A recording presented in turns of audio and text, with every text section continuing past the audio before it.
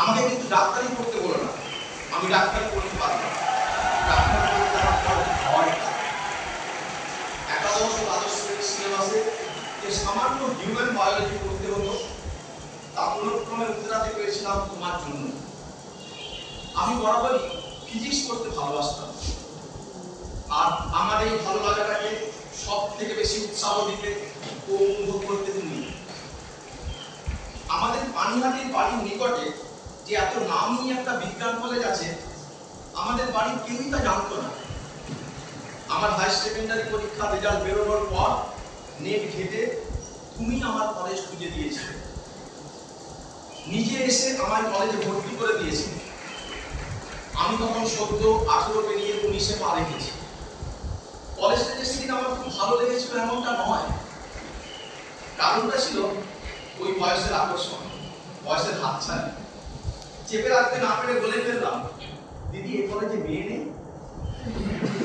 কথাটা শুনেই তুমি অনাবশ্যক গম্ভীর সুরে বললে, আবার ডেকমি শুরু করেছিস, পাকামি বন্ধ কর।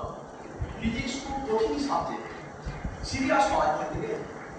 জানিস কত স্বনামধন্য প্রথিতযশা অধ্যাপক রয়েছেন এই কলেজে? তারা মানুষ তৈরির কারিগর, ম্যান মেকিং মেশিন। এই কলেজের শত শত প্রাক্তনী আগমন আলোয় বিজ্ঞান আকাশে নক্ষত্র বেগম যার জন্য আমি দেশে বিদেশে তাদের দিকে যাবো। তাছাড়া এই কলেজে লেখাপড়ার সাথে সাথে জোর দেওয়া হয় চরিত্র গঠনে, যাকে বলে ক্যারেক্টার বিল্ডিং। আশেপাশের কলেজগুলোর অবস্থা তো দেখছি, সেখানে ছেলেমেয়েরা সারাদিন মিটিং মিছিল প্রতিবাদ করে, লেখাপড়া কিচ্ছু হয় না। বাবা সব শুনে গম্ভীর গলায় বলেছিল, লেখাপড়ার সাথে সাথে একটা শক্তপোক্ত চরিত্র গঠন খুব দরকার আজকের দিনে। লেখাপড়া ও চরিত্র গঠন যেন একটা কর্মব্যাগ। তুমি তো আর নতার আমার জন্য কপাল ঢুকে রাজি হয়ে গেলাম, মনে মনে বললাম, মা ঢুকি দিয়ে ঢুকি চল মানসি বের করি। আমি এখন এই কলেজে ফিজিক্স অনার্স তৃতীয় বর্ষের ছাত্র।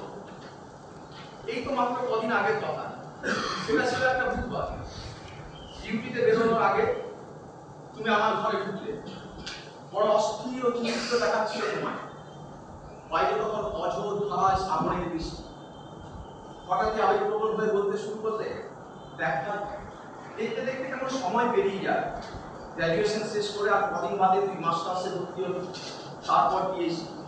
আমার স্বপ্ন তুই খুব বড় বিজ্ঞানী হবি, বিদেশ যাবি, কত নাম যশ হবে তোর, সায়েন্স জার্নালে তোর আবিষ্কারের আর্টিকেল ছাপা হবে, বিশ্বের তাবড় তাবড় বিজ্ঞানীদের সঙ্গে একই মঞ্চে তোকে দেখতে পাবো, কৃষ্ণগহ্বরে আটকে থাকা জটিল জটিল তত্ত্ব নিরসন করবি। বাইরে তখন সমাজের শুরু করেছে, বেগুনি সাদা মাথায় তুমি বেরিয়ে গেলে ডিউটিতে। একটানা 36 ঘন্টার ডিউটি, মানব সেবা। আর সেই ডিউটিতে তোমার অকাল বিসর্জন হলো, তুমি আর ফিরলে না। একদল দুর্বৃত্ত শেয়াল শকুনের মতো তোমার দেহমালা ছিঁড়ে গেল। তোমার মেডিকেল কলেজে কর্মরত অবস্থায় রাষ্ট্রীয় শক্তি তৈরি করি একটা লাস্ট টাইম দাও দাও স্টাইল করে খাপ হয়ে গেল মধ্যবিত্ত করে মেধাবীরা অপাধি স্বপ্ন। দিদি, এ মৃত্যু কলকাতা আমার বাসভূমি নয়। দিদি, তুমি ছিলে চেস্ট মেডিসিন স্পেশালিস্ট। বুকের যন্ত্রণা নিরাময়ের ওষুধ প্রয়োগে তোমার বিশেষ জ্ঞান ও পারদর্শিতা ছিল, কিন্তু আমি নিশ্চিত এই যন্ত্রণার ওষুধ তোমার জানা ছিল না। ভাবছো তোমায় হারানোর যন্ত্রণার কথা বলছি? সে যন্ত্রণা তীব্র, কিন্তু তারও যদি তীব্রতর আছে কিছু। এ হলো সুবিধাবাদী স্বার্থপর পরিচ্ছন্ন চকচকে চরিত্র গঠনের যন্ত্রণা। হ্যাঁ, আবারও বলছি, এ হলো সুবিধাবাদী স্বার্থপর চকচকে পরিচ্ছন্ন চরিত্র গঠনের যন্ত্রণা। দিদি, আমি কিছু বলতে চাই তোমার।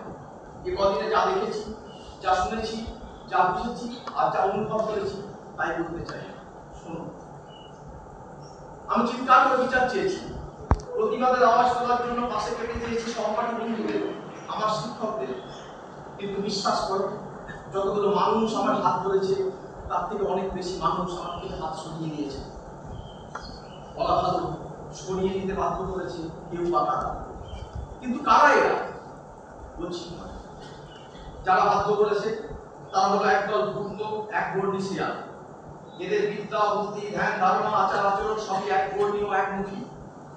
এরা আনুগত্য বিশ্বাসী, এরা স্বার্থপর, এরা সুবিধাবাদী, এরা ধান্দাবাজ, এরা ভণ্ড, এরা ডাকাত মুক্ত, এরা একটা বিশেষ উদ্দেশ্যকামী, এরা মুক্ত মনন বিকাশ বিরোধী, পঞ্চকতার আড়ালে আবৃত। শৃঙ্খল পরায়ণটাকে এরা শৃঙ্খলা পরায়ণতা বলে। আর যাদেরকে বাধ্য করা হলো তারা হলো ওই একবর্ণী শিয়ালের গর্তে থাকা সরীসৃপ কুমির, ছানা কুমির থেকে ধরে বিভিন্ন সাইজের সবাই শক্তপোক্ত চরিত্র গঠনের অভয় মন্ত্রে দীক্ষিত, সুবোধ, অবুধ। এদের ধারণা শিক্ষার্থীরা হরাইজন্টাল থেকে ভাটতে হবে। ধূর্ত শেয়াল নিজের গর্তে কুমির ছানার মগজ ধুলাই করে, কুমিরের গলায় আনুগত্যের বকলস থাকে, বকলসের অন্য প্রান্ত শিয়ালের হাতে। শিয়াল যেমন চড়ায় কুমির তেমন চলে, শিয়াল যা বলে কুমির তাতেই হাত নেড়ে বলে ঠিক ঠিক ঠিক। সোজা হয়ে দাঁড়ানো শিক্ষা কুমিরের অবনায় থেকে যায়। আরো একটা শ্রেণী আছে, এরা ব্যঙ্গ বিদ্যুৎ টিটকিরি করতে ভালোবাসে, তবে পিছন থেকে অত্যন্ত সন্তর্পণে সুচারুভাবে। এরা সম্মুখে আসে না, এরা কাপুরুষ, এরা কথা বলে লুঙ্গিতে কথা, এরা হাওয়ায় কথা ভাষায়, মজা লোকে আর অন্যের গায়ে লেবেল ছাড়ে। আমি